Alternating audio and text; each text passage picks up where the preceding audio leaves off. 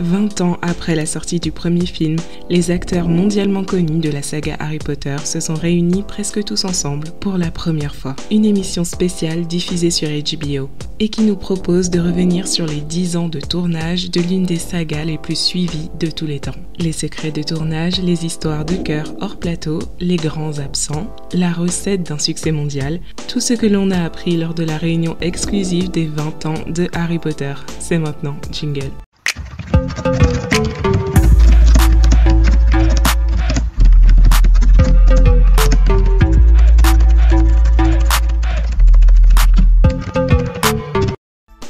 Ans, 8 films, 4 réalisateurs. La particularité de la saga Harry Potter, c'est qu'elle repose solidement sur les livres de J.K. Rowling, qui connaissaient déjà un succès fulgurant. C'est pour cela qu'on a voulu les adapter au cinéma. Et le plus important challenge qu'a rencontré Chris Columbus, le premier réalisateur, c'était de réussir à donner vie à ce monde à part entière d'une façon qui ne décevrait pas les lecteurs. Il a dit qu'en lisant les livres, il a immédiatement visualisé le monde de Harry Potter, et cette vision a collé avec celle de J.K. Rowling. Restait ensuite à trouver les acteurs. The new Harry Potter film are looking for children to play the 3 main roles in the multi-million-pound film. Des centaines de milliers de jeunes acteurs sont venus auditionner. Et en fait, cela n'a pas été très compliqué de trouver Hermione et Ron. Par contre, pour Harry, c'était une autre histoire. Ils ont auditionné tous les enfants bruns qu'ils ont trouvés, mais personne ne convenait. We couldn't find Harry.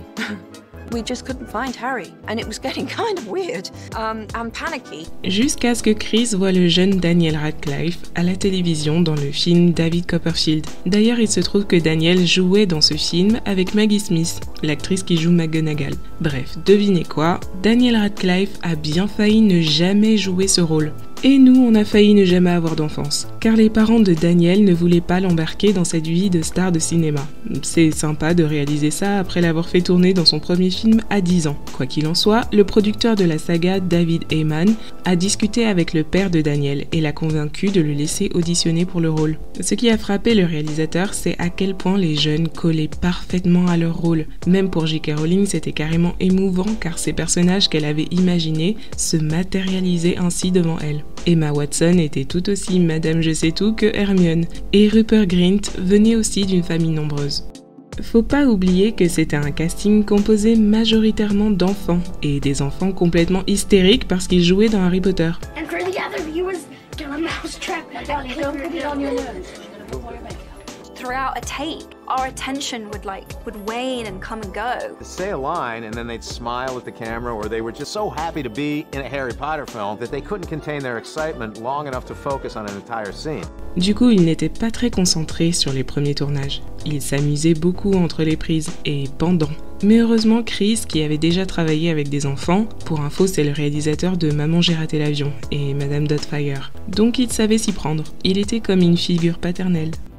Chris Columbus avait une très large marge de manœuvre pour créer ce nouveau monde. Il a pu laisser libre cours à son imagination, notamment pour le château de Poudlard. Une info totalement random, les bougies flottantes dans le plafond de la grande salle étaient réelles, aucun effet spécial. De vraies bougies suspendues tenues par des fils. Et tellement réelles qu'un jour elles ont commencé à brûler le plafond et sont tombées par centaines. Bon, personne n'a été blessé, heureusement.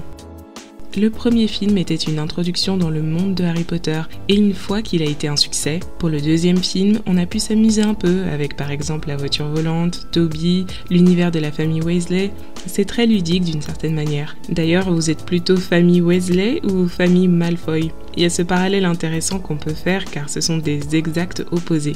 Une opposition totalement enfantine dans la façon de distinguer le camp des gentils et le camp des méchants. Les gentils qui n'ont rien mais qui donnent tout leur amour, et les riches, méchants et malheureux. C'est plus tard dans la suite de la saga que l'on va introduire les complexités et subtilités des personnages. Jason Isaacs, l'acteur qui incarne Lucius Malfoy, ne voulait pas du tout jouer ce rôle à la base. En fait, il était venu auditionner pour le rôle de Gilderoy Lockhart, donc rien à voir avec le personnage sombre de Lucius. Pourtant, alors qu'il fait son truc, on lui demande s'il veut bien lire un autre rôle. Il venait de jouer le capitaine Crochet dans Peter Pan, et concrètement, il ne voulait pas encore s'enfermer dans un rôle de méchant. Du coup, il a quand même lu le rôle de Lucius, mais il était vénère de le faire. Totalement aigri de devoir passer cette audition-là. Et bien sûr, si vous connaissez la personnalité de Lucius, vous savez que son attitude de rageux était parfaite pour le rôle.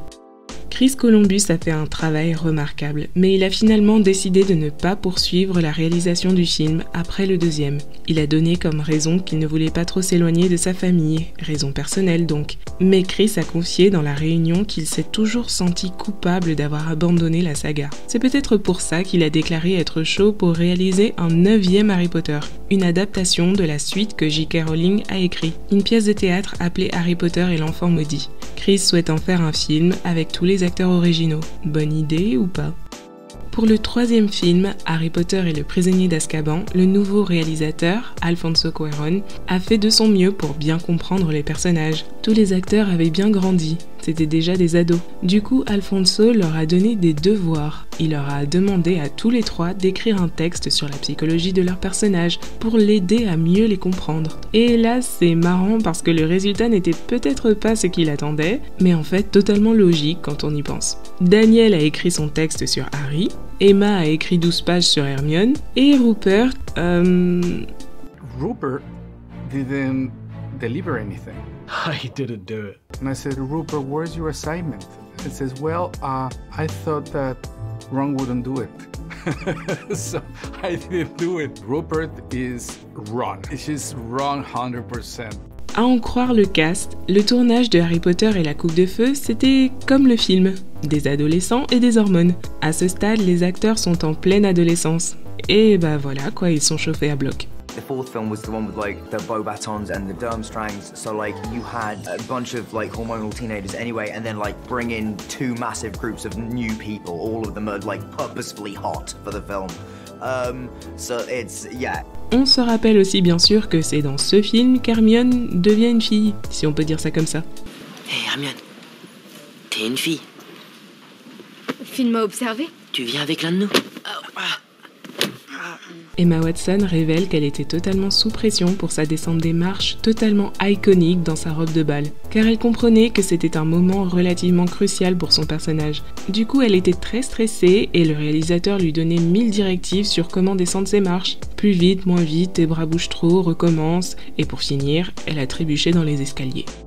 Et pendant qu'on attendait que Ron arrête de se mentir à lui-même au sujet de ses sentiments pour Hermione, mais ça viendrait pas avant quelques années, pendant ce temps, un autre couple se formait hors tournage. Vous savez, les acteurs qui étaient des enfants continuaient leur scolarité sur le tournage par petits groupes. Chacun avait un numéro qui lui était assigné, et tous les jours on organisait les groupes en fonction de l'emploi du temps de chacun. I used to come in every day and look for his number on the call sheet. It was number 7. If his number was on the call sheet, it was an extra exciting day. Aussi bizarre que ça puisse paraître, depuis l'époque des cours en groupe, Emma a toujours eu un crush sur Tom Felton, l'acteur qui joue Draco Malfoy. Mais il avait quelque chose comme 3 ans de plus qu'elle, donc elle pense qu'il la voyait plutôt comme une petite sœur. I think I was in the hair and makeup chair and someone said something along the lines of, yeah, she had a crush on you. J'ai toujours été très protecteur avec elle. Ouais, j'ai toujours eu un faible pour elle. Et ça continue jusqu'à aujourd'hui. Nothing has ever happened romantically with us. We just love each other. That's all I can say about that. Combien de fois dans les séries ou les films qui durent, on est obligé de remplacer les personnages ou les tuer parce que les acteurs partent, ou même le projet s'arrête parce qu'un acteur met fin à son contrat. C'est ce qui s'est passé avec Dumbledore par exemple. On a dû le remplacer au 3e film car l'acteur est malheureusement décédé. Mais la saga a pu continuer. Par contre, vous savez ce qui aurait pu littéralement tout foutre en l'air ? Que l'un des 3 acteurs principaux s'en aille. C'est pourtant bien ce qui a failli arriver. Après la Coupe de Feu, Emma Watson n'était pas sûre de vouloir continuer à jouer son rôle. People definitely forget what she took on and how gracefully she did it. Darren and Rupert, they had each other, whereas Emma was not only younger, she was by herself. I did find a diary entry that was kind of like, I can see that at times I was lonely. C'est très facile d'oublier à quel point ça peut être traumatisant à un aussi jeune âge de connaître la gloire, la fortune, la célébrité et d'être constamment réduit à un personnage, un rôle. Pendant la période de sa vie où justement on est censé forger son identité. Je vous apprends pas que le destin des enfants stars est souvent sombre, et c'est pas pour rien. J'aurais jamais souhaité qu'Emma Watson continue la saga si son mental ne suivait pas, mais c'est vrai qu'à ce stade, après le 3e film, il n'y aurait pas eu moyen de la remplacer par une autre actrice. Donc ça aurait été la fin. Donc disons simplement qu'on est content qu'elle ait changé d'avis. D'ailleurs, elle dit aussi que d'une certaine manière, c'est justement l'engouement des fans qui l'a convaincue de rester.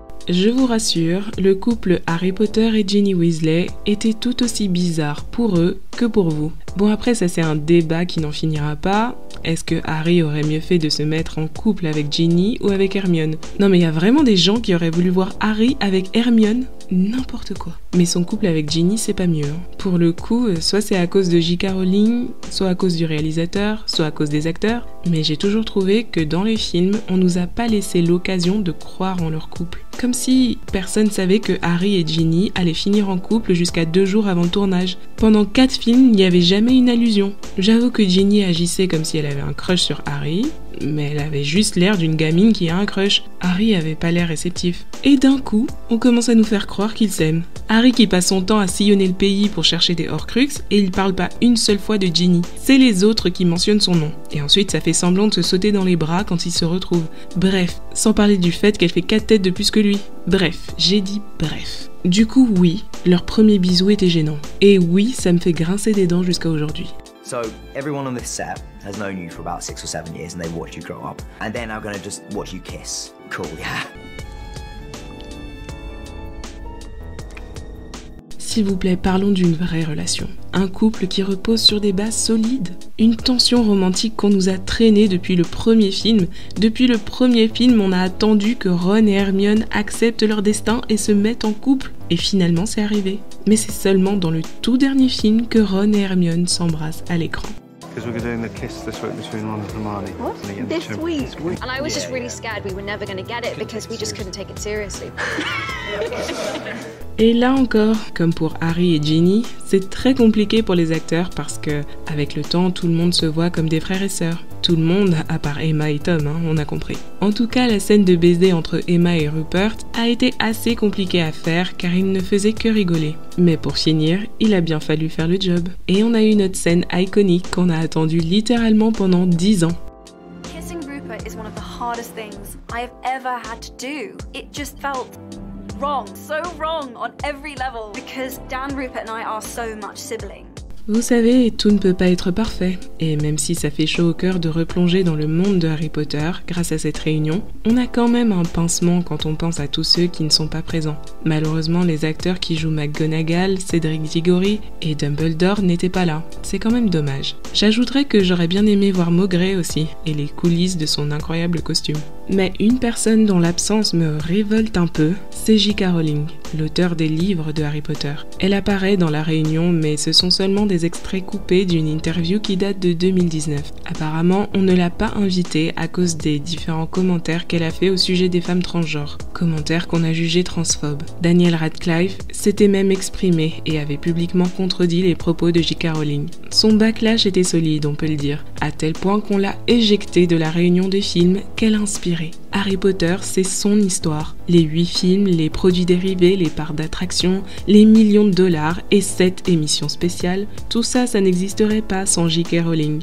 Donc, je trouve simplement que pour faire cette réunion sans elle, il faut beaucoup d'audace. Il y a aussi d'autres acteurs qui ont donné vie à des personnages importants aussi bien qu'ils ont pu le faire, mais que l'on n'aura pas eu la joie de voir dans la réunion, ni dans aucune autre, car ils sont décédés. Ils ont quand même tenu à leur rendre hommage. Comme je vous disais, Dumbledore était à l'origine, pour les 2 premiers films, joué par un autre acteur, Richard Harris. C'était le parfait Dumbledore et je me rappelle que ça n'a pas été facile au début d'accepter le deuxième acteur, parce que celui-ci incarnait vraiment le personnage et le deuxième était moins chaleureux.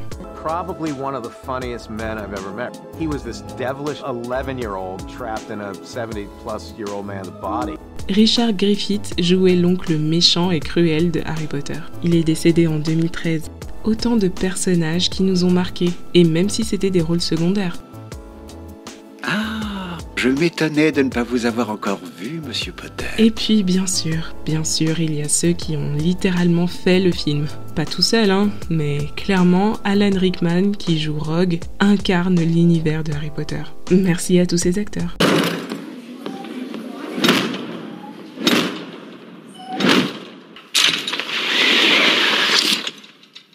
Ouvrez vos livres, page 394.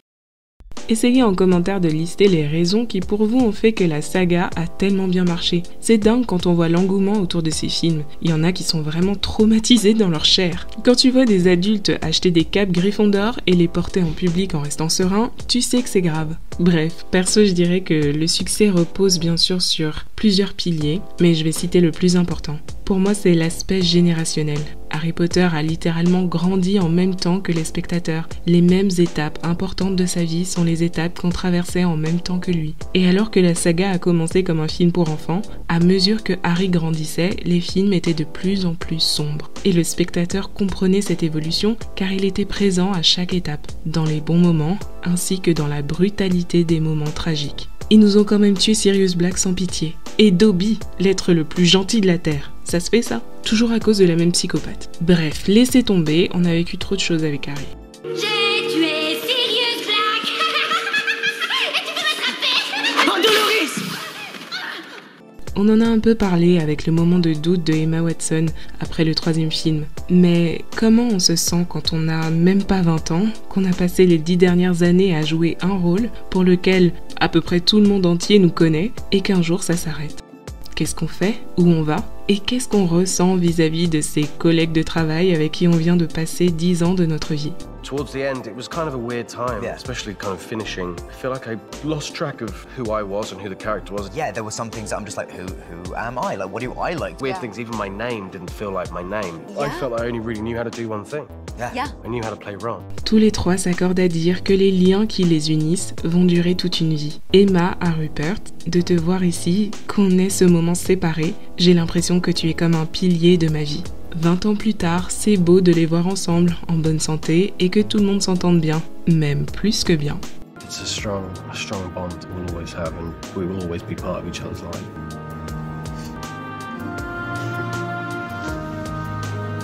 Oh, it's so nice to see you. To see you. I love you. As a friend. Just to be clear for everyone watching. It's true. There are people on these films that are foundational to who I am. I feel so lucky to be where I am and to have the life that I have and be able to work with the people I work with now, but none of it is possible without this. So yeah, it was a very good 10 years.